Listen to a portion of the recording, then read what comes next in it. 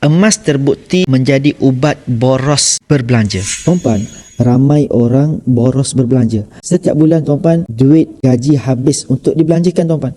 Ini sebab kenapa berlaku tuan-tuan? Sekarang ni tuan-tuan nak habiskan duit tak perlu pergi mall tuan-tuan.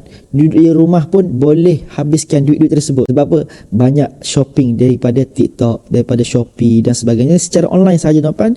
Just buat payment melalui online, duduk di rumah, duduk di atas katil pun boleh belanja tanpa pergi kepada mall tuan-tuan. Itulah antara sebab susah sangat nak ada simpanan. Sebab apa? Nak berbelanja ni sangat mudah. Jadi sebab tu tuan-tuan, antara cara untuk kita wujudkan simpanan, apa yang dikongsikan oleh mentor saya, terima gaji, simpan dahulu. Apabila kita dah simpan tuan-tuan, tukar ke dalam bentuk emas fizikal macam ni, dan kita nak belanja selebihnya, boleh tuan-tuan. Jadi insyaAllah tuan-tuan, kalau kita tak tukar strategi ataupun formula menyimpan tuan-tuan, maka takut kita berlaku masalah yang sama. Terima gaji, belanja dulu, akhir baru nak simpan, maka tak akan ada simpanan sampai bila-bila.